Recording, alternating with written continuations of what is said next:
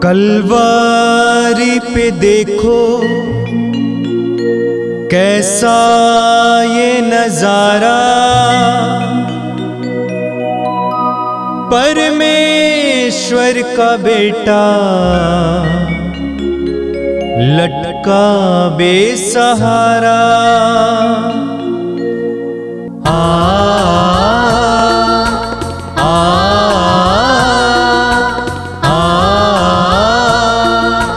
बहती रक्त धारा जिसमें सबको मिले मुक्ति, बहती रक्त धारा जिसमें सबको मिले शांति, बहती रक्त धारा जिसमें सबको मिले मुक्ति, बहती रक्त धारा जिसमें सबको मिले शांति। पवित्र रक्त अभिषेक में भाग लेने वाले आप दर्शकों को पुनः आज की इस प्रार्थना सभा में मैं हार्दिक स्वागत करता हूं। हम मसीह के रक्त के कारण धार्मिक माने गए। जी हाँ, प्रभु यीशु मसीह के पवित्र रक्त में शक्ति और सामर्थ है।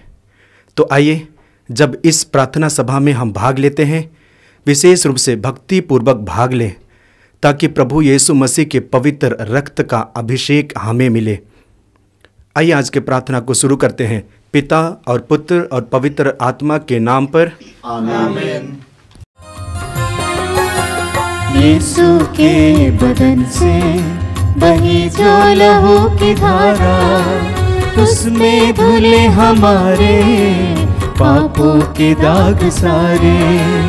यीशु के बदन से बही जो लहू की धारा, उसमें धुले हमारे पापों के दाग सारे। रख ले उसी में आशा, त्यज दे सभी निराशा।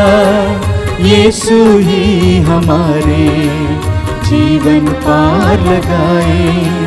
रख ले उसी में आशा, त्यज दे सभी निराशा।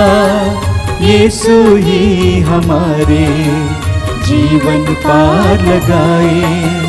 यीशु के बदन से वही जो लहू की धारा, उसमें धुले हमारे पापों के दाग सारे। यीशु के बदन से वही जो लहू की धारा, उसमें धुले हमारे पापों के दाग सारे। आप मेरे पीछे दोहराइएगा।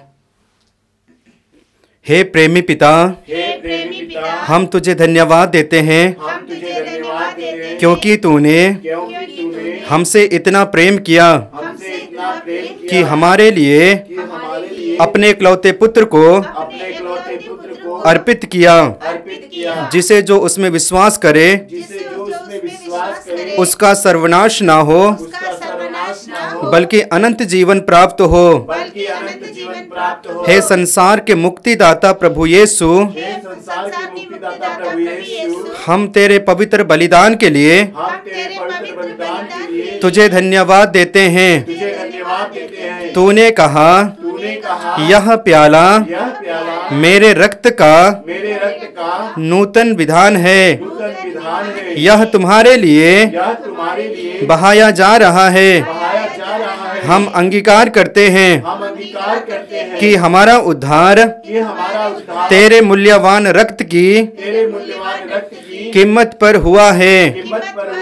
हम पर दया कर और हमें हर बंधन से मुक्त कर। आमीन। आपका जवाब होगा, हे निर्दोष मेमने हम पर दया कर। हमारे पापों को मिटाने के लिए क्रूस पर रक्त बहाने वाले, हमारे पापों का प्रायश्चित करने क्रूस पर रक्त बहाने वाले, हमारे शाप मिटाने के लिए क्रूस पर रक्त बहाने वाले, हमारे पापों का कलंक मिटाने क्रूस पर रक्त बहाने वाले, हमारे पापों की कीमत चुकाने क्रूस पर रक्त बहाने वाले,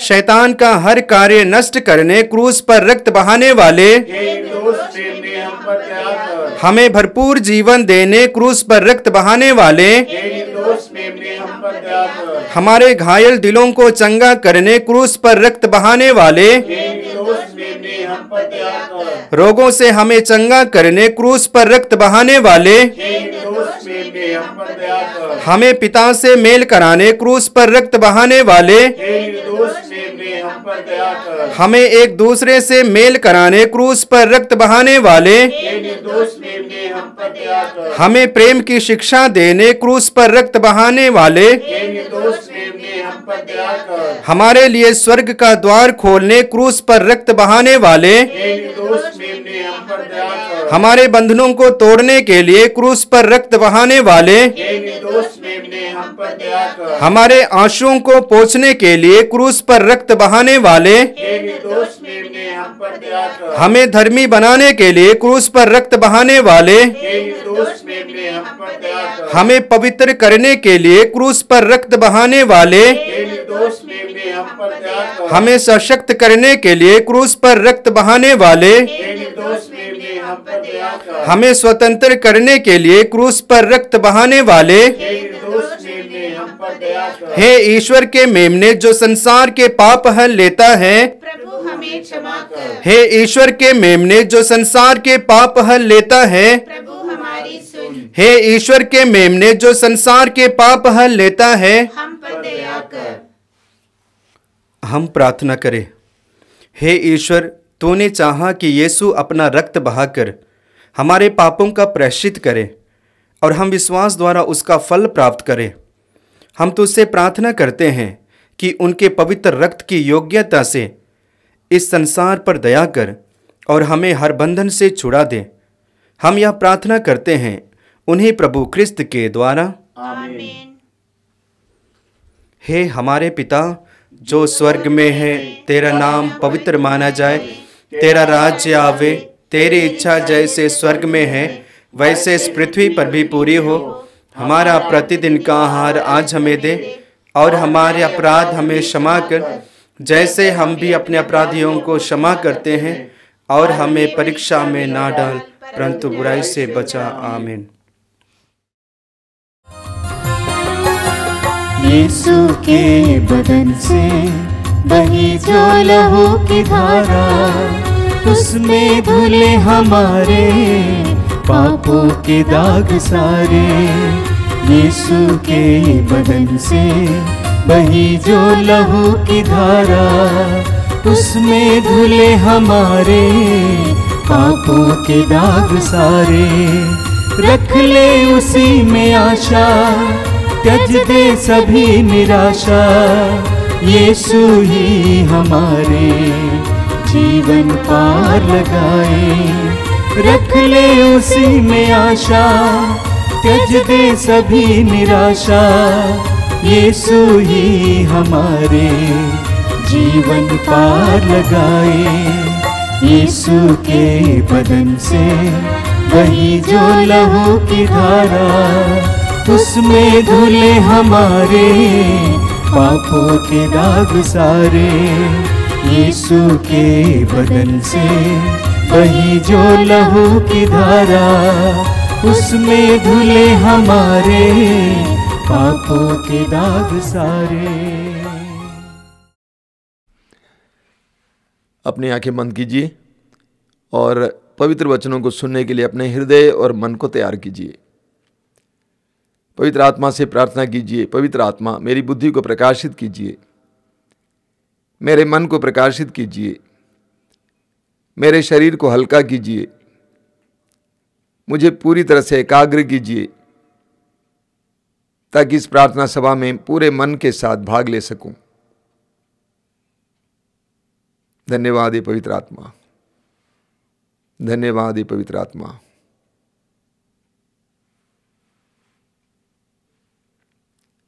अपनी आंखें खोले।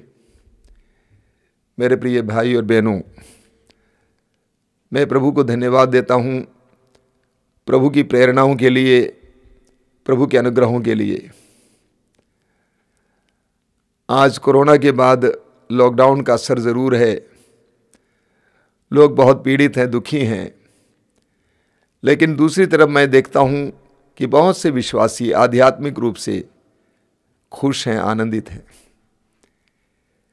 क्योंकि इस लॉकडाउन के दौरान उनको बहुत सारी आध्यात्मिक चीज़ें प्राप्त हो रही हैं, आहार प्राप्त हो रहा है। प्रभु को धन्यवाद, प्रभु की स्तुति। देखिए, कई ढंग से प्रभु काम करते हैं, हम समझ नहीं पाते हैं प्रभु के मार्ग को। प्रभु की महिमा, प्रभु की स्तुति हो। मैं प्रभु को धन्यवाद देता हूँ इस प्रार्थना सभा के लिए, जिसके द्वारा हजारों लोगों को विभिन्न प्रकार की कृपाएं प्राप्त हो रही हैं। आप में से कई लोगों को कई प्रकार के रोगों से छुटकारा मिला है। हमारे प्रार्थना दल के सदस्य बहुत सारे नमूने और साक्ष्य हमारे सामने रखते हैं। एक बहुत ही सुंदर साक्ष्य जो 2-3 दिन पहले मुझे मिला है, वो यह है कि एक बहन जो रांची की है, 20 साल से अपना एक हाथ इस्तेमाल नहीं कर पाती थी, हाथ उठता नहीं था, हाथ से काम नहीं कर पाती थी। प्रार्थना के दौरान प्रभु ने उसको पूरी तरह से चंगा किया है। बहुत सुंदर उदाहरण है। ऐसे बहुत सारे साक्ष्य मैं आपके सामने रख सकता हूं, आज नहीं रखता हूं। बोलिए हालेलुया, हालेलुया, हालेलुया।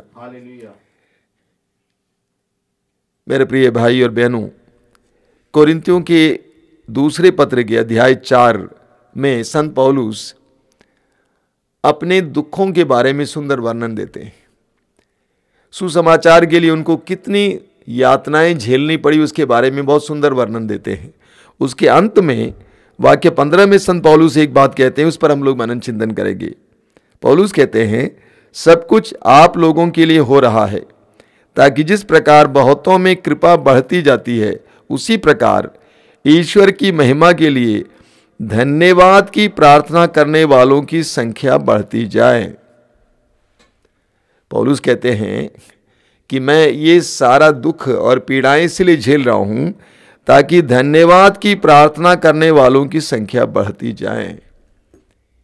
ये धन्यवाद की प्रार्थना करने वाले कौन होते हैं? विश्वासी, मसीही। मसीहियों को संत पौलुस एक नया टाइटल दे रहे हैं, एक नया नाम दे रहे हैं। वो नाम क्या है? धन्यवाद की प्रार्थना करने वाले। हम विश्वासियों को धन्यवाद की प्रार्थना करने वाले होना चाहिए। बाइबल के द्वारा, प्रभु के पवित्र वचनों के द्वारा हमें एक नया अध्यात्म मिला है, और ये अध्यात्म है धन्यवाद की प्रार्थना का अध्यात्म। अ स्पिरिचुअलिटी ऑफ थैंक्सगिविंग, धन्यवाद का अध्यात्म। सब बातों के लिए प्रभु को धन्यवाद देने का अध्यात्म। इसीलिए संत पौलुस थिस्सलुनीकियों के पहले पत्र के अध्याय 5 में कहते हैं, बहुत सुंदर वचन, आप बार बार पढ़ते भी हैं, वाक्य 16 से हम पढ़ेंगे, आप लोग हर समय प्रसन्न रहें, निरंतर प्रार्थना करते रहें, सब बातों के लिए ईश्वर को धन्यवाद दें, क्योंकि ईसा मसीह के अनुसार आप लोगों के विषय में ईश्वर की इच्छा यही है। और ध्यान से सुनेंगे, ईसा मसीह के अनुसार आप लोगों के विषय में ईश्वर की इच्छा यही है।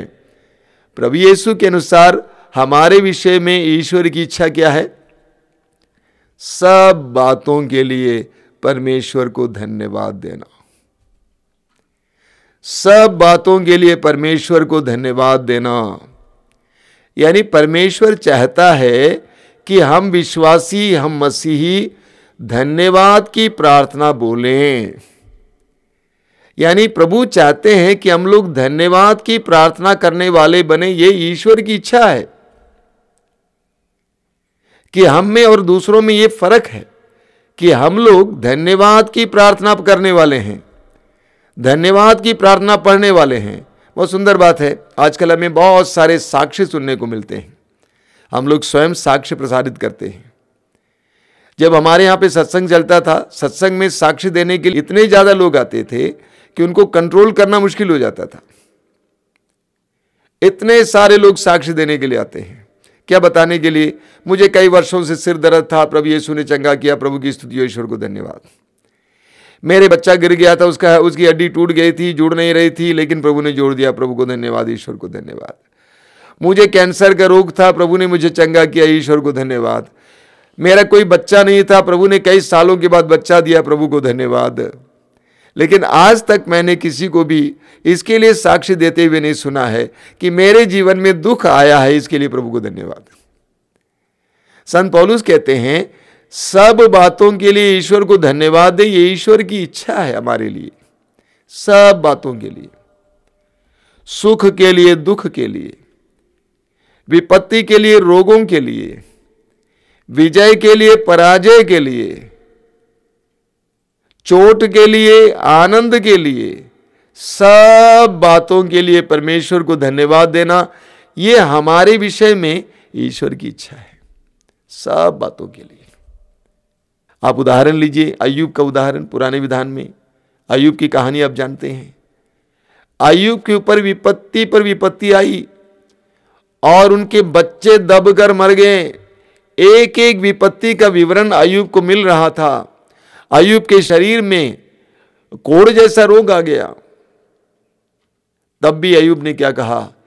ईश्वर ने दिया, ईश्वर ने वापस लिया, ईश्वर की स्तुति हो। ध्यान से सुनिए, इतनी सारी विपत्तियां आने के बावजूद अय्यूब ने कहा ईश्वर ने दिया, ईश्वर ने वापस लिया, ईश्वर की स्तुति हो, ईश्वर को धन्यवाद। हम इसीलिए दुख के लिए प्रभु को धन्यवाद देते हैं, क्योंकि हम जानते हैं कि दुख के पीछे महिमा छिपी हुई है। हम जानते हैं दुख का एक अर्थ है। अब एक छोटा सा उदाहरण लीजिए, कोरोना वायरस और लॉकडाउन, कितना दर्दनाक अनुभव था। लेकिन इसके बावजूद आप ये भी जानते हैं इसके कारण कितनी अच्छाइयां हुई हैं। अब उदाहरण लीजिए, अगर कोरोना वायरस और लॉकडाउन नहीं होता तो क्या पवित्र रक्ताभिषेक की प्रार्थना होती? नहीं होती। मातृधाम सत्संग होता? नहीं होता, प्रसारित नहीं होता। रोज की रोटी प्रसारित होती? नहीं होती। युवा तरंग प्रसारित होता? नहीं होता। कृपा धारा प्रसारित होता? नहीं होता। तो हम देखते हैं दुख में भी प्रभु नई नई अच्छी अच्छी बातें निकालते हैं। इसीलिए हम सब बातों के लिए परमेश्वर को धन्यवाद देते हैं। हम विश्वासियों की खूबी यह है कि हम सब बातों के लिए परमेश्वर को धन्यवाद देते हैं। प्रभु यीशु, मेरे शरीर में जो रोग है, पीड़ाएं हैं, तुझे धन्यवाद प्रभु, धन्यवाद प्रभु, धन्यवाद। मेरे परिवार में जो झगड़ा है, जो अशांति है प्रभु, उसके लिए धन्यवाद प्रभु, धन्यवाद प्रभु, धन्यवाद। मेरा बच्चा गिर गया है, उसकी हड्डियां टूट गई हैं, प्रभु धन्यवाद प्रभु, धन्यवाद प्रभु, धन्यवाद। परिवार में तंगी है, प्रभु धन्यवाद प्रभु, धन्यवाद प्रभु, इस तंगी के लिए धन्यवाद। Hallelujah, hallelujah. हम लोग हालेलुया लोग हैं। हालेलुया का मतलब क्या होता है? परमेश्वर की स्तुति हो। हर बात के लिए परमेश्वर को स्तुति करने वाले लोग ये विश्वासी हैं, ये मसीही हैं। आपने शायद सुना है, मैंने स्वयं आपको सुनाया है, छोटी सी कहानी है। एक बार एक घर के सामने एक भिखारी, एक गरीब व्यक्ति आए। भोजन का समय था। घर की मालकिन बहुत अच्छी थी, उदार थी। बच्चा था 8 साल का। कहा कि बेटा ये खाना ले जाकर अंकल को दे दो। बच्चा बर्तन में खाना लिए उस गरीब व्यक्ति को देने के लिए चला आता है, उनको दे देता है। उसके बाद बच्चा अंदर चला जाता है। कुछ देर के बाद 8 साल का वो बच्चा देखने के लिए जाता है कि वो गया है कि नहीं गया है। वहाँ उसने देखा कि वो तो चला गया है और बर्तन को वहीं पे धोके छोड़ दिया है। बच्चा दौड़ के अपनी मम्मी के पास आता है, कहता है कि मम्मी मम्मी देखो ना, हमने खाना दिया, उस अंकल ने एक थैंक यू तक नहीं बोले हैं। तो मम्मी ने कहा कि बेटा ये तो मैं तुमको समझा रही थी, एक बार तुमने खाना दिया, तुमने अंकल से थैंक यू की उम्मीद रखी, रोज तुम्हें खाना देने वाले उस परमेश्वर को तो तुम धन्यवाद नहीं देते। ये तो मैं कहती आ रही हूं। एक विश्वासी के जीवन में धन्यवाद के लिए बहुत बड़ा स्थान होना चाहिए। आप उदाहरण लीजिए प्रभु यीशु का। प्रभु यीशु ने बड़े बड़े चमत्कार करने से पहले ईश्वर को धन्यवाद दिया। योहन का सुसमाचार अध्याय 6 में हम पढ़ते हैं कि प्रभु यीशु ने 5 रोटियों से 5000 से भी ज्यादा लोगों को खिलाया। लेकिन आप वहां पे पढ़ेंगे वाक्य 11 में, शिष्यों ने कहा कि प्रभु हमारे पास कुछ नहीं, हमारे पास सिर्फ 5 रोटियां हैं। प्रभु ने कहा ले आओ। वचन में लिखा हुआ है, प्रभु ने उन 5 रोटियों को और कुछ मछलियों को अपने हाथ में उठाया और धन्यवाद की प्रार्थना पढ़ी। अपने पास जो तुच्छ था उसके लिए ईश्वर को धन्यवाद दिया, धन्यवाद की प्रार्थना पढ़ी। 5 रोटियां हैं पिता, ये कुछ नहीं है इन लोगों के लिए, लेकिन इन 5 रोटियों के लिए मैं तुझे धन्यवाद देता हूं। तू ही अन्नदाता है, तू ही जीवन का स्रोत है। हमारे पास जो कुछ है वो तुच्छ हो सकता है, उसको पिता की ओर उठाते हुए धन्यवाद की प्रार्थना पढ़ना हमें सीखना होगा। यही मैं आज आपको बताना चाहता हूं। धन्यवाद की प्रार्थना पढ़ी प्रभु ने, हमें भी धन्यवाद की प्रार्थना पढ़ना सीखना होगा। यूहन्ना के सुसमाचार के अध्याय 11 में आप पढ़ेंगे कि प्रभु यीशु ने लाजरुस को मरने के बाद चौथे दिन जिंदा किया। आप देखेंगे कि प्रभु यीशु कब्र के सामने खड़े हैं। लोगों से कहा पत्थर को हटाओ। लाजरुस की बहन मार्था ने प्रभु से कहा कि आज चौथा दिन है, बदबू आएगी, दुर्गंध आएगी। वाक्य 41 में पढ़ेंगे प्रभु यीशु ने प्रार्थना की। इतने बड़े चमत्कार से पहले प्रभु यीशु ने अपने पिता से प्रार्थना की। क्या प्रार्थना की? हे पिता, मैं तुझे धन्यवाद देता हूं क्योंकि तूने मेरी सुन ली है। ध्यान से सुनिए, इतने बड़े चमत्कार से पहले प्रभु यीशु ने कैसी प्रार्थना की? हे पिता, मैं तुझे धन्यवाद देता हूं क्योंकि तूने मेरी सुन ली है। बस छोटी सी प्रार्थना, धन्यवाद की प्रार्थना। हम जानते हैं कि सुसमाचारों में प्रभु यीशु ने हमें मांगने को सिखाया है। मत्ती अध्याय 7 वाक्य 7 और अन्यत्र भी प्रभु ने कहा मांगो मांगो मांगो। लेकिन प्रभु ने अपने जीवन के द्वारा हमें बताया है कि मांगने की क्या शैली होती है। प्रभु ने एकमात्र प्रार्थना सिखाई है, हमारे पिता की प्रार्थना, लेकिन शुरू में प्रभु ने मांगा ही नहीं। वहां पर प्रभु ने कहा कि हे पिता, तेरा नाम पवित्र माना जाए, तेरा राज्य आवे, तेरी इच्छा। देखिए, प्रभु यीशु ने हमें सिखाया कि कैसे मांगना है। कैसे मांगना है? धन्यवाद के साथ मांगना है। पौलुस को सुनिए, फिलिप्पी अध्याय 4 वाक्य 6 में पौलुस क्या कहते हैं? किसी बात की चिंता ना करें, हर जरूरत में प्रार्थना करें, विनय तथा धन्यवाद के साथ अपनी प्रार्थना को प्रभु के सामने रखें। मेरे प्रिय विश्वासी भाई और बहनों, हमें मांगना बंद करना होगा और हमें धन्यवाद देना सीखना होगा। मैं आपको आज एक बात बताना चाहता हूं, ध्यान से सुनिएगा। अगर आप धन्यवाद देने वाले होते तो आपको मांगने की आवश्यकता ही नहीं होती। अगर आप प्रभु को धन्यवाद देने वाले होते, मैं आपसे कहता हूं आपको मांगने की आवश्यकता ही नहीं होती। सच बता रहा हूं, मैं मांगता नहीं हूं प्रभु से, लेकिन प्रभु मुझे देते हैं, ये सच्चाई है। मैं अपनी जनता से कहता हूं आपके प्रभु और मेरे प्रभु अलग नहीं है ना, एक ही प्रभु है ना। मैं अधिकतर प्रभु को धन्यवाद देता हूं, एक एक चीज के लिए धन्यवाद देता हूं। हमें धन्यवाद देना सीखना होगा। लूकास के सुसमाचार के अध्याय 17 में एक बहुत सुंदर उदाहरण है। वहां पर हम पढ़ते हैं कि 10 कोढ़ी आकर प्रभु से दूर खड़े होकर कहा कि हे यीशु, हम पर दया कीजिए।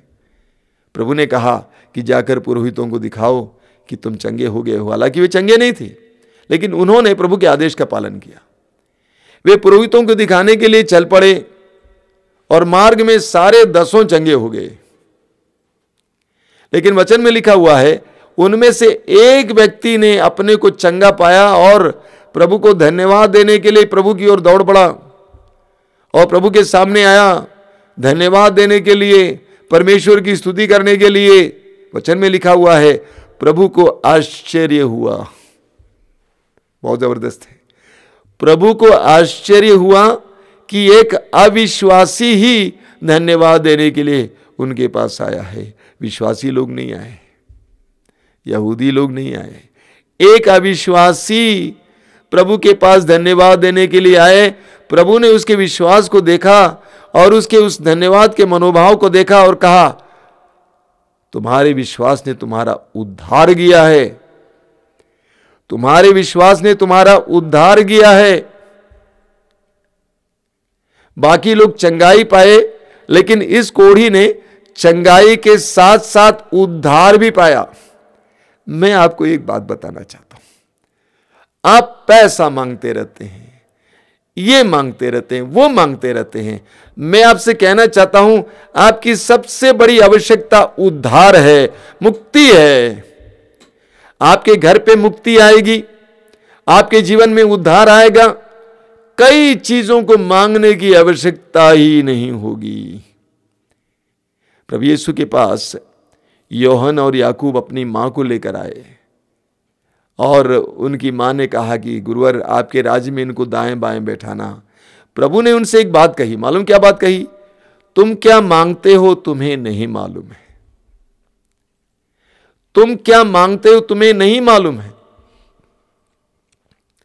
हम क्या मांगते हैं हमें नहीं मालूम है। बड़ी दुर्भाग्य की बात है। हम क्या मांगते हैं? हमें आवश्यकता उद्धार है। हमारे परिवार में उद्धार आएगा, अर्थात बंधनों से आजादी, पापों से मुक्ति, बुरी आदतों से छुटकारा, तो आपको मांगने की जरूरत नहीं होगी। आपके परिवार में उद्धार आएगा, आपके पति जो शराबी है शराब पीना छोड़ देगा, आपको प्रभु से पैसा मांगने की आवश्यकता नहीं होगी। आपका पति काम करेगा और आपके लिए पैसा लेके आएगा। मैंने एक छोटा सा उदाहरण लिया।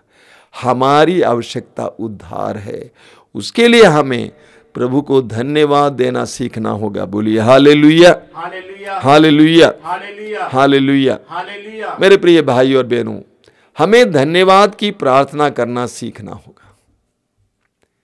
हमें धन्यवाद की प्रार्थना करना सीखना होगा।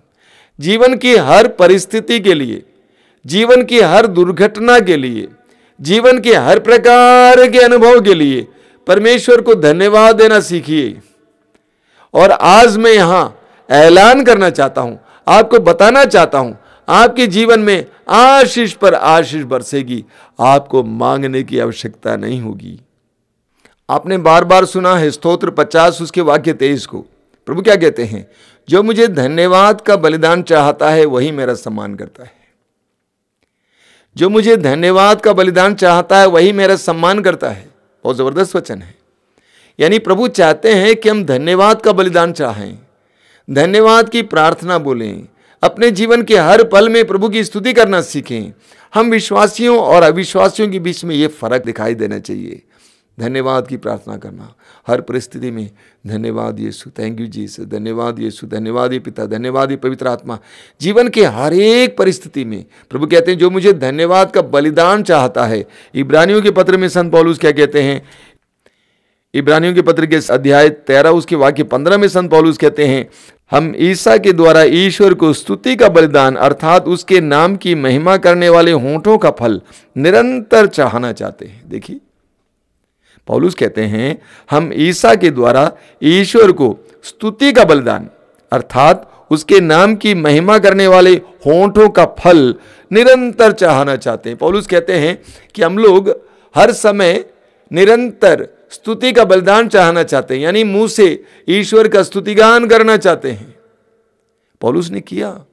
आपने स्वयं सुना है प्रेरित चरित्र अध्याय 16 में जब पौलुस और सीलस बंदीगृह में पड़े थे, बहुत बुरी तरह से घायल थे, उस समय भी वे परमेश्वर की स्तुति कर रहे थे।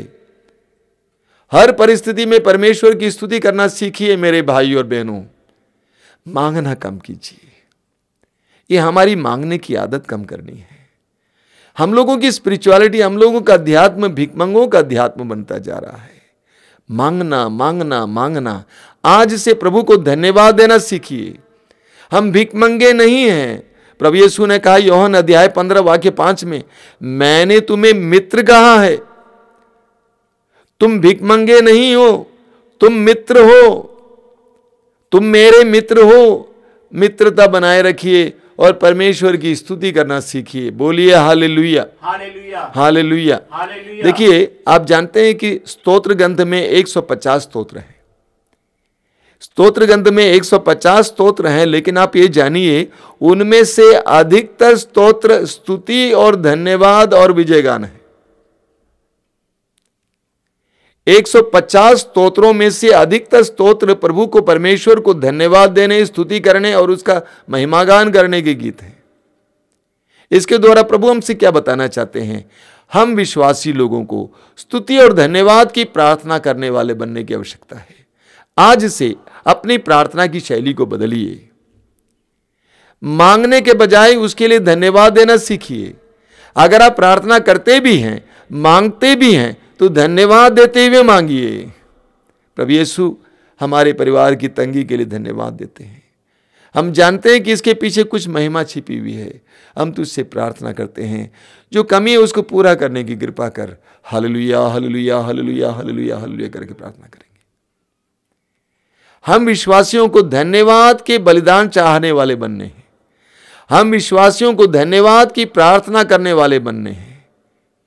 तब आप देखेंगे आपके जीवन में प्रभु के चमत्कार और चिन्हों को। आइए हम प्रार्थना करें। आंखें बंद कीजिए, अपने हृदय और मन को प्रभु की ओर उठाइए। आज से हमारी प्रार्थना की शैली बदल जाए। हम मांगने वाले नहीं बल्कि धन्यवाद देने वाले बने।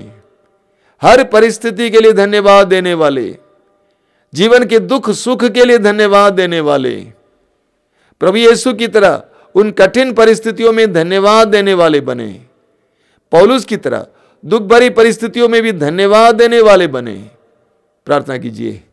प्रभु यीशु धन्यवाद देते हैं तेरे इन पवित्र वचनों के लिए। प्रार्थना करते हैं, हमें धन्यवाद देना सिखाइए। तेरे वचन में लिखा है, जो मुझे धन्यवाद का बलिदान चाहता है वही मेरा सम्मान करता है। हमारे संपूर्ण जीवन में धन्यवाद का बलिदान चाहना हमें सिखाइए। प्रभु तूने स्वयं हमें सिखाया कि कैसे मांगना है। जैसे पौलुस ने कहा, विनय तथा धन्यवाद के साथ अपनी प्रार्थनाएं प्रभु के सामने रखें। हमारे संपूर्ण जीवन में हर पल में तुझे धन्यवाद देना हमें सिखाए यीशु।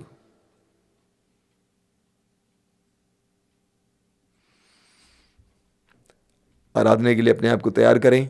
आज की आराधना के दौरान हम अपने जीवन के हर बात के लिए प्रभु को धन्यवाद देंगे। प्रभु तेरी हो वंदना, यीशु तेरी आराधना। प्रभु तेरी हो वंदना, यीशु तेरी आराधना।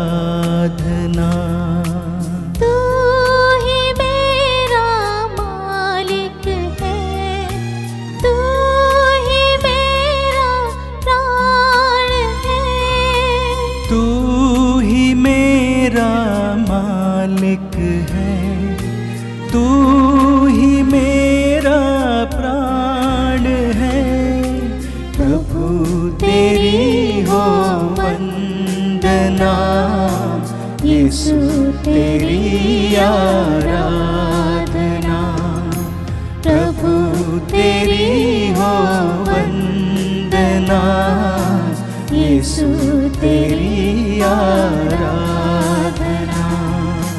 तू ही मेरा मार्ग है, तू ही मेरा ज्ञान है। तू ही मेरा मार्ग है, तू ही मेरा ज्ञान है। प्रभु तेरी हो वंदना, यीशु तेरी आराधना। प्रभु तेरी हो वंदना, यीशु तेरी आराधना। तू ही मेरा मीत है, तू ही मेरा सब कुछ है। तू ही मेरा मीत है, तू ही मेरा सब कुछ है।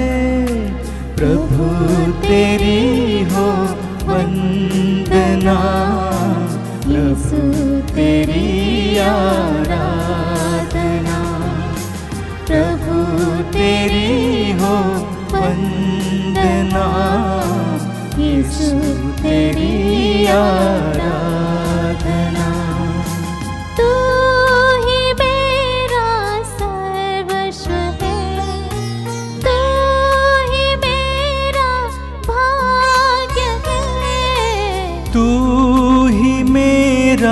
सर्वस्व है, तू ही मेरा भाग्य है। प्रभु तेरी हो वंदना, यीशु तेरी आराधना।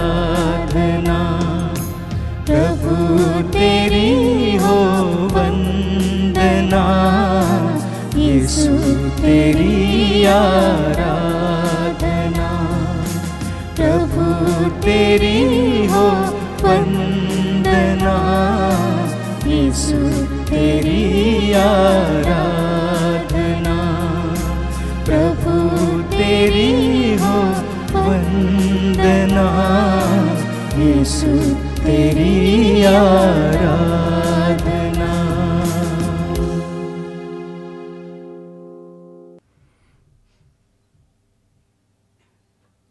परम पवित्र संस्कार में उपस्थित यीशु की हम आराधना करें।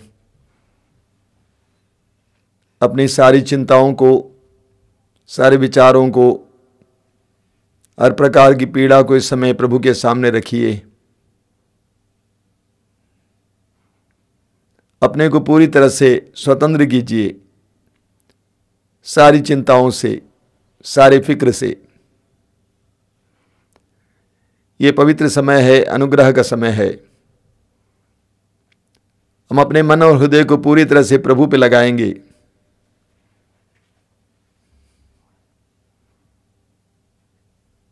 धन्यवाद दीजिए आज के सुंदर समय के लिए, आज के इस दिन के लिए।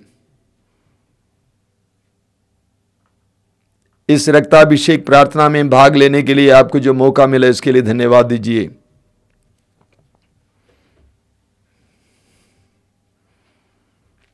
अपने हृदय और मन में ये ठान लीजिए कि आज प्रभु मुझे और मेरे जीवन में कुछ करने जा रहे हैं। ये विश्वास दृढ़ कीजिए। सुसमाचारों में बार बार हमें सुनने को मिलता है, प्रभु कहते हैं तुम्हारे विश्वास ने तुम्हारा उद्धार किया है। अपने विश्वास को इस समय मजबूत कीजिए, सुदृढ़ कीजिए।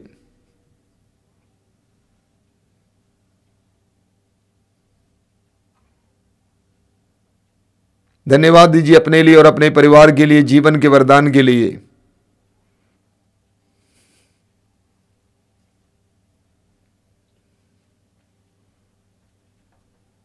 प्रभु यीशु ने कहा बच्चों को मेरे पास आने दो। एक नन्हे बच्चे की तरह इस समय प्रभु के करीब आइए। आप कितने ही बड़े क्यों न हो उम्र में, प्रभु के सामने बच्चा बनिए। आप पढ़े लिखे होंगे, धनवान होंगे, प्रभु के सामने बच्चा बनिए, ताकि हम प्रभु की उपस्थिति के योग्य बन जाएं।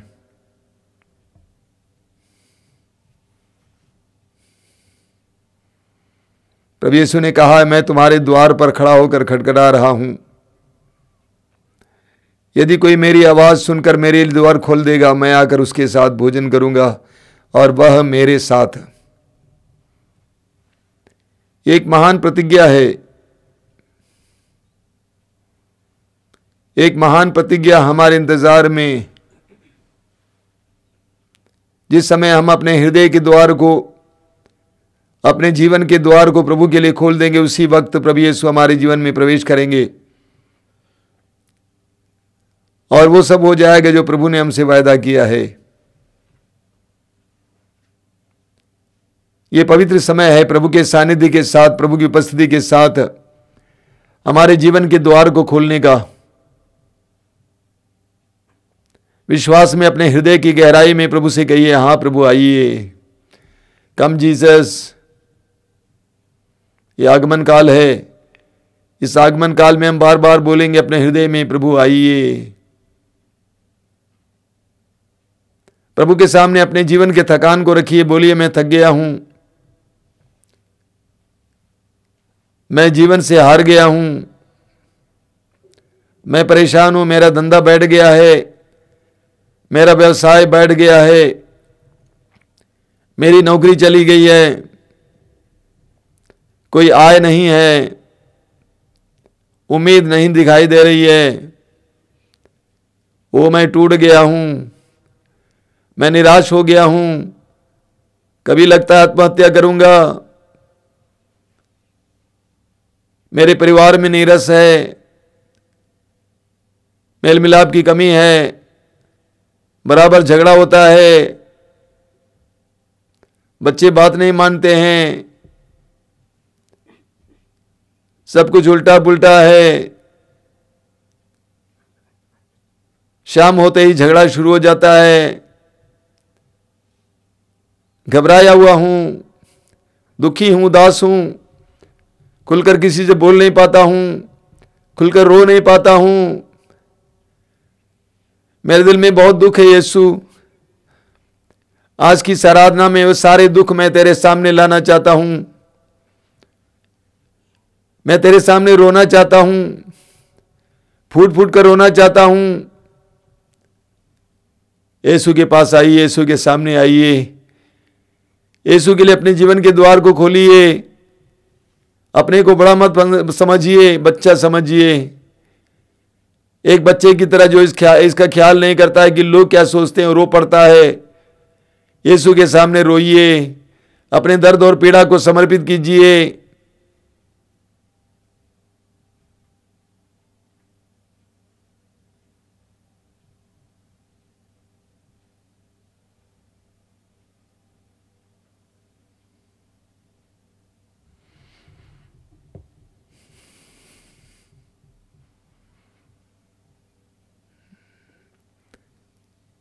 जीवन के एक एक बात के लिए हम इस समय प्रभु को धन्यवाद देंगे। आज हमने इस बात पर मनन किया है कि हमें धन्यवाद देने वाले बनना होगा, हमें धन्यवाद की प्रार्थना करना सीखना होगा, हमें हर बात को धन्यवाद में परिवर्तित करना होगा, आंसुओं को धन्यवाद में परिवर्तित करना होगा, दुखों को धन्यवाद में परिवर्तित करना होगा, निराशा को धन्यवाद में परिवर्तित करना होगा। मेरे पीछे दोहराएंगे, बोलिए हालेलुया, हालेलुया, हालेलुया। मेरी आत्मा प्रभु को धन्य कहो, ओ मेरी आत्मा प्रभु को धन्य कहो, मेरे अंतरतम उसके पवित्र नाम की स्तुति करो। मेरी आत्मा प्रभु को धन्य कहो और उसका एक भी वरदान कभी नहीं भुलाओ। मेरी आत्मा प्रभु को धन्य कहो और उसका एक भी वरदान कभी नहीं भुलाओ। वह तेरे सभी अपराध क्षमा करता, वह तेरे सभी अपराध क्षमा करता और तेरी सारी दुर्बलताएं दूर करता है। वह तुझे सर्वनाश से बचाता है और दया और अनुकंपा से संभालता है। वह जीवन भर तुझे सुख शांति प्रदान करता है और तुझे गरुड़ की तरह चिरजीवी बनाता है। Hallelujah, hallelujah, hallelujah, hallelujah. प्रभु दया और अनुकंपा से परिपूर्ण है, वह सहनशील अत्यंत प्रेममय है, वह सदा दोष नहीं देता, वह सदा दोष नहीं देता और चिरकाल तक क्रोध नहीं करता। वह न तो हमारे पापों के अनुसार हमारे साथ व्यवहार करता और न हमारे अपराधों के अनुसार हमें दंड देता है। Hallelujah, hallelujah, hallelujah, hallelujah. आकाश पृथ्वी के ऊपर जितना ऊंचा है, आकाश पृथ्वी के ऊपर जितना ऊंचा है उतना महान है। हमारे अपने भक्तों के प्रति प्रभु का प्रेम। Hallelujah, hallelujah. पूर्व पश्चिम से जितना दूर है, प्रभु हमारे पापों को हमसे उतना ही दूर करता है। Hallelujah, hallelujah. पिता जिस तरह अपने पुत्रों पर दया करता है, पिता जिस तरह अपने पुत्रों पर दया करता है, प्रभु उसी तरह अपने भक्तों पर दया करता है। Hallelujah, hallelujah. प्रभु उसी तरह अपने भक्तों पर दया करता है, क्योंकि वो जानता है कि हम किस चीज के बने हैं। हालेलुया। उसे याद रहता है कि हम मिट्टी हैं। Hallelujah, hallelujah. हे मेरी आत्मा प्रभु को धन्य कहो, मेरे अंतरतम उसके पवित्र नाम की स्तुति करो। मेरी आत्मा प्रभु को धन्य कहो और उसका एक भी वरदान कभी नहीं भुलाओ। Hallelujah, hallelujah, hallelujah, hallelujah, hallelujah. एक साथ हम प्रभु की स्तुति करेंगे। Hallelujah, hallelujah, hallelujah, hallelujah, hallelujah, hallelujah, hallelujah, hallelujah, hallelujah, hallelujah, hallelujah, hallelujah, hallelujah. आराधना, धन्यवाद, आराधना, धन्यवाद, धन्यवाद, धन्यवाद, धन्यवाद। महिमा प्रशंसा, महिमा प्रशंसा, महिमा प्रशंसा, महिमा प्रशंसा। Hallelujah, hallelujah, hallelujah, hallelujah, hallelujah, hallelujah, hallelujah, hallelujah. धन्यवाद, महिमा प्रशंसा, महिमा प्रशंसा। धन्यवाद, धन्यवाद, धन्यवाद, धन्यवाद, धन्यवाद, धन्यवाद। आंखें बंद कीजिए कुछ देर के लिए और इस समय हम लोग प्रार्थना करेंगे सबके लिए, संसार भर के लिए। आज पूरे संसार को प्रभु के विशेष अभिषेक की आवश्यकता है। संसार को बंधनों से मुक्ति की आवश्यकता है और ये प्रभु यीशु ही कर सकते हैं। यह रक्ताभिषेक प्रार्थना सभा प्रभु की विशेष प्रेरणा के जरिए शुरू हुई है। सारे संसार के हर प्रकार के कलंक, पापमय प्रवृत्तियों से छुटकारे के लिए इसी तरह संसार भर में अलग अलग जगह पर रक्ताभिषेक प्रार्थना हो, क्योंकि प्रभु का पवित्र रक्त ही हमें शुद्ध कर सकता है, पवित्र कर सकता है। यूहन्ना के पहले पत्र के अध्याय 1 वाक्य 7 में संत यूहन्ना कहते हैं, ईश्वर के पुत्र का रक्त हमें हर पाप से शुद्ध करता है। प्रभु यीशु का पवित्र रक्त हमें हर पाप और पापों में बातों से शुद्ध करता है। इब्रानियों के पत्र के अध्याय 9 उसके वाक्य 14 में संत पौलुस कहते हैं, यीशु का रक्त हमारे अंतःकरण को हर पाप से शुद्ध करता है। यीशु का रक्त हमारे अंतःकरण को हर पाप से शुद्ध करता है।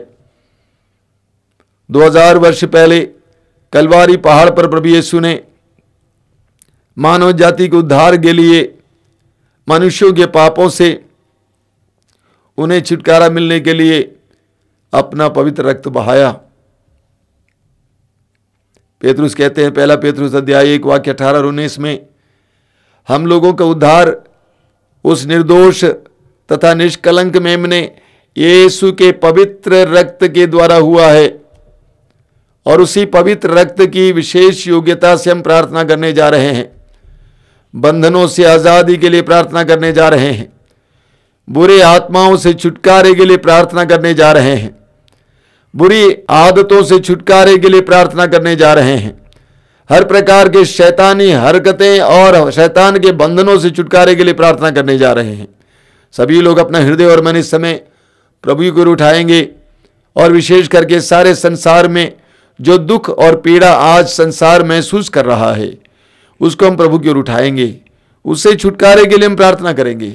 आइए हम लोग पवित्र रक्त के अभिषेक के लिए प्रार्थना करेंगे।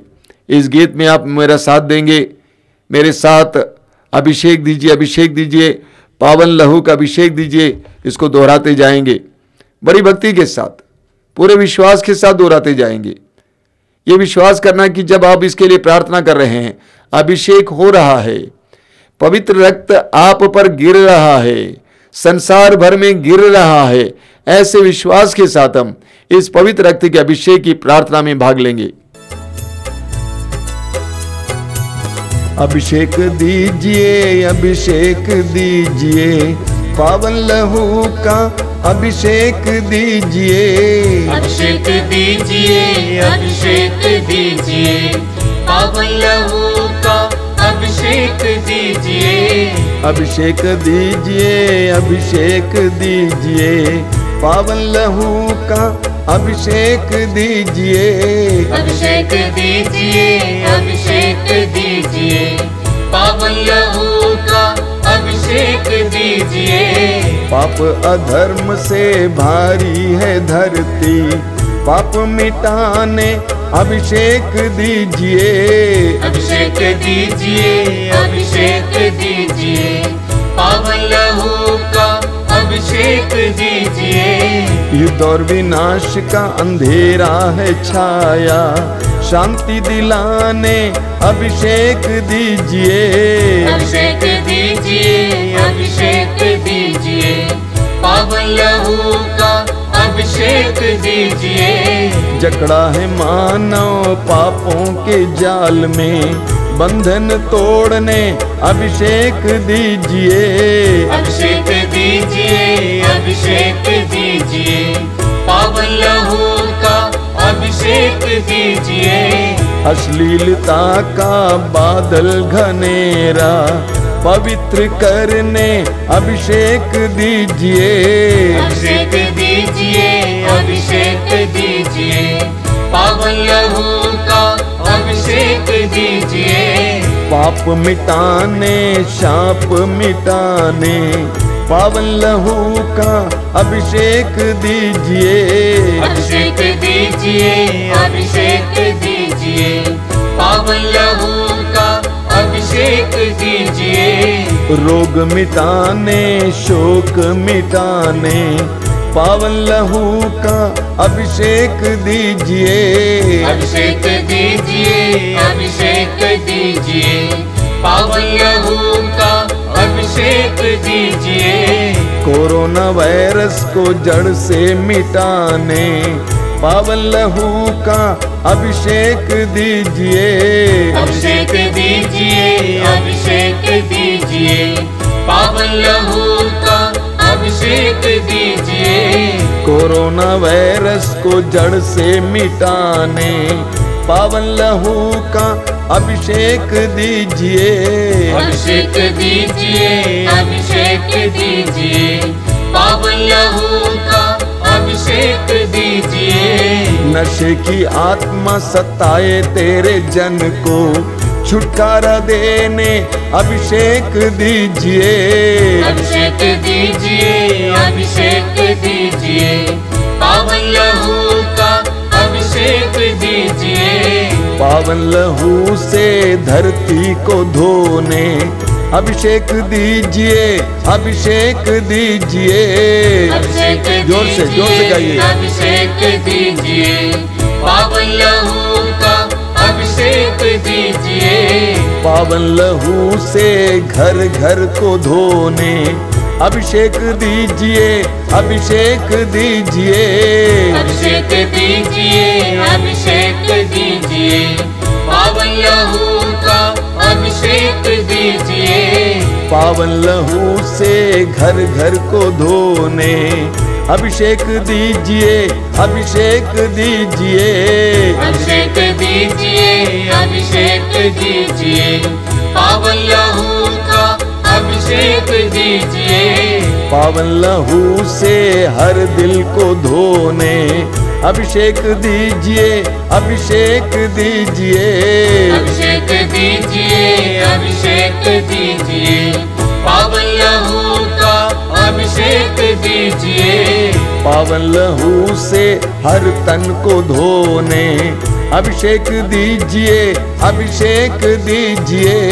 अभिषेक दीजिए, अभिषेक दीजिए, पावन लहू का अभिषेक दीजिए। अभिषेक दीजिए, अभिषेक दीजिए, पावन लहू से अभिषेक दीजिए, अभिषेक दीजिए, अभिषेक दीजिए, पावन लहू का अभिषेक दीजिए, अभिषेक दीजिए, अभिषेक दीजिए, पावन लहू का अभिषेक दीजिए, अभिषेक दीजिए, अभिषेक दीजिए, बार बार पावन लहू बार बार अभिषेक दीजिए, एक साथ गाते जाएंगे। अभिषेक दीजिए, अभिषेक दीजिए, पावन लहू का अभिषेक दीजिए, अभिषेक दीजिए, अभिषेक दीजिए, पावन लहू का अभिषेक दीजिए, अभिषेक दीजिए, अभिषेक दीजिए, पावन लहू का अभिषेक दीजिए। हालेलुया, हालेलुया, हालेलुया, हालेलुया, हालेलुया। ऊंची आवाज में प्रभु की स्तुति करते जाएंगे। हालेलुया, hallelujah, hallelujah, hallelujah, hallelujah, hallelujah, हालेलुया। अभिषेक, अभिषेक, अभिषेक, अभिषेक, अभिषेक, अभिषेक, अभिषेक, अभिषेक, अभिषेक, अभिषेक, अभिषेक, अभिषेक, अभिषेक। हर इंसान पर अभिषेक यीशु, हर इंसान पर अभिषेक यीशु, धरती पर अभिषेक यीशु, इस पापी धरती पर अभिषेक यीशु, घर घर पर अभिषेक यीशु। हालेलुया, hallelujah, hallelujah, hallelujah, hallelujah, hallelujah, hallelujah, हालेलुया। अभिषेक, अभिषेक, अभिषेक, अभिषेक, तेरे पवित्र रक्त का अभिषेक दीजिए, तेरे पवित्र रक्त का अभिषेक दीजिए डॉक्टरों पर, नर्सेस पर, पुलिस पर, जितने सेवा करने वाले सब पर, सभी रोगियों पर, कोरोना रोगियों पर अभिषेक, अभिषेक, अभिषेक, अभिषेक, अभिषेक, अभिषेक। हालेलुया, हालेलुया, हालेलुया, हालेलुया, हालेलुया। मौन होकर इस समय प्रभु यीशु के पवित्र रक्त का अभिषेक महसूस कीजिए। सिर से लेकर पैर तक प्रभु को अपने दिव्य रक्त से आपको अभिषेक करने दीजिए।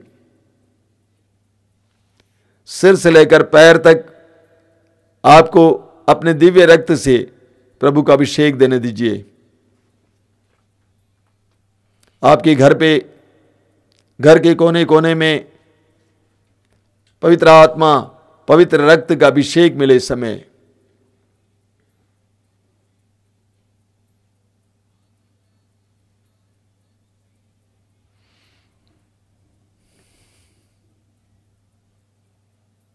इस समय प्रभु के पवित्र रक्त के विशेष योग्यता से अलग अलग प्रकार के रोगों से पीड़ित भाई बहनों के लिए प्रार्थना करेंगे। विशेष करके जैसा कि मैंने कहा, कैंसर के रोगी और रक्त संबंधी रोगी, उनके लिए इस समय प्रार्थना करेंगे। सभी रोगी इस समय अपने रोगों को प्रभु के हाथ में सौंप देंगे, प्रभु के पवित्र रक्त में विश्वास करेंगे। 2000 वर्ष पहले प्रभु यीशु ने जो पवित्र रक्त बहाया, उसमें सामर्थ्य है, वही आपकी दवा है। कुछ दिन पहले 71 साल की एक बहन ने कलकत्ता से फ़ोन किया। उन्होंने कहा कि मुझे कोरोना हो गया है, मेरा लिवर खराब हो गया है, मैं मरने को हूँ। वो रो रही थी। मैंने कहा, आप इतना बोलना बार बार, यीशु मेरे डॉक्टर हैं, यीशु का रक्त मेरी दवा है। मैंने कहा बार बार इसको दोहराना, यही आपकी दवा है। कुछ दिन के बाद उन्होंने फ़ोन किया, प्रभु ने मुझे छुड़ा लिया, बचा लिया है। यीशु का रक्त आपकी दवा है, हर रोग के लिए दवा है, हर रोग के लिए दवा है। आंखें बंद कीजिए इस समय, और जितने रोगी हैं प्रभु यीशु के पवित्र रक्त पर विश्वास करना और स्वतंत्र होकर इस समय प्रार्थना करना। प्रभु को धन्यवाद देना उस रोग के लिए, उस पीड़ा के लिए, उस दर्द के लिए। प्रभु को धन्यवाद देते हुए एक साथ स्तुति कीजिए। Hallelujah, hallelujah, hallelujah. यीशु के परम पावन रक्त की शक्ति और सामर्थ्य से, यीशु के परम पावन रक्त की योग्यता से इसी वक्त हर रोग से चंगाई मिले। जितने भाई बहन इस प्रार्थना सभा में भाग ले रहे हैं, चंगाई मिले, चंगाई मिले। कैंसर के रोग से, रक्त संबंधी अन्य रोगों से, हर प्रकार के रोग से, हर प्रकार के रोग से, आंख, कान, नाक, शरीर के एक एक अंग के रोग से, हृदय रोग के रोग से चंगाई पाए, चंगाई पाए, चंगाई, चंगाई, चंगाई, चंगाई। Deliverance, healing, deliverance, healing, deliverance, healing, deliverance, healing. Hallelujah, hallelujah, hallelujah, hallelujah. धन्यवाद यीशु, तेरी स्तुति, तेरी आराधना, तेरी महिमा। आंखें खोलिए। मैं आपको कुछ सूचनाएं देना चाहता हूं। सबसे पहली सूचना है, हर शुक्रवार को शाम को 7 बजे ये रक्ताभिषेक प्रार्थना होगी, उसमें भाग लेना। और भी ज़्यादा लोगों को बताइए। ये प्रार्थना इसलिए नहीं कि हम लोग चला रहे हैं, ये प्रार्थना अनोखी प्रार्थना है, इसमें बड़ी शक्ति होती है। अधिक से अधिक लोगों को बताइए इसके बारे में। हर रविवार को आश्रम से मातृधाम सत्संग दोपहर को 12 बजे, हर रोज़ की रोटी का कार्यक्रम सुबह 5 बजे, और हर मंगलवार को शाम को 5 बजे युवाओं के लिए युवा तरंग कार्यक्रम। इन कार्यक्रमों में भाग लीजिए। एक नया कार्यक्रम अभी शुरू हुआ, आपको मालूम होगा कि कृपा धारा रात को 9 बजे से लेकर 12 बजे तक आराधना चलती है मंदिर में, हमारे मुख्य भवन में। और ये आराधना को हम लोग ट्रांसमिट कर रहे हैं। आप अपने घर पे बैठे बैठे रात को कुछ समय यीशु के साथ बिता सकते हैं। रात का समय बहुत महत्वपूर्ण है। सभी लोग सोए रहते हैं, शांत रहता है, प्रशांतता रहती है। उसमें आप प्रभु के साथ बैठना और उसमें प्रार्थना चलाई जाती है। आपको बहुत सारी आशीष इसके द्वारा मिलेगी। समय निकालिए, रात को थोड़ा समय प्रभु के लिए दीजिए। आगमन का काल है, निर्णय लीजिए इस आगमन के काल में 9 से 12 बजे तक का कार्यक्रम मैं भाग लूँगा। उसके बाद ही हम लोग सोएंगे, थोड़ा कम सोएंगे, लेकिन प्रभु आपको आशीर्वाद देंगे। तो कृपाधारा कार्यक्रम में ज़रूर भाग लेना। एक और सूचना है, शायद आपको नहीं मालूम होगा, मातृधाम आश्रम से कई वर्षों से अभी मातृधाम रेडियो चलता है। ये पूरे हिंदी बेल्ट में एकमात्र मसीही रेडियो है। 24 घंटे रेडियो चलता है। उसमें मसीही गीत हैं, भक्ति गीत हैं, प्रवचन है, प्रार्थनाएं हैं। ऑन करके रखिए। जब आप खाना पका रही हैं, कुछ काम कर रहे हैं, ऑन करके रखिए, उसको बजने दीजिए। घर पे पवित्र गीतों को बजने दीजिए। ज़्यादा खर्च तो होता नहीं उसमें, वो वीडियो नहीं है, ऑडियो है। आप उसको ऑन करके रखिए। वो गीत, संगीत और प्रवचन आपके घर को शुद्ध करेंगे। ये मैं लोगों को बताता हूं। अपने घर को अशुद्ध आत्माओं से, दुष्ट आत्माओं से, शैतान से बचाए रखने के लिए इस तरह का हमें कदम उठाना है। तो इसीलिए उसको ऑन करके रखिए हाई वॉल्यूम में। आप अपना काम करते रहिए, घर के अंदर वो गीत गूंजेगा, प्रवचन गूंजेगा। आप देखेंगे बहुत शुद्धिकरण होता है। तो मातृधाम रेडियो ये आपको प्ले स्टोर में मिलेगा। मोबाइल में प्ले स्टोर में अपलोड करना, मातृधाम रेडियो का ऐप है, उस ऐप को अपलोड कीजिए और अपने घर पे लगातार यूज़ कीजिए। मैं आपको बता रहा हूँ, इसके द्वारा बहुत शुद्धिकरण होगा, बहुत सारे बंधन टूट जाएंगे। अभी हम लोग परम प्रसाद की आशीष ग्रहण करेंगे।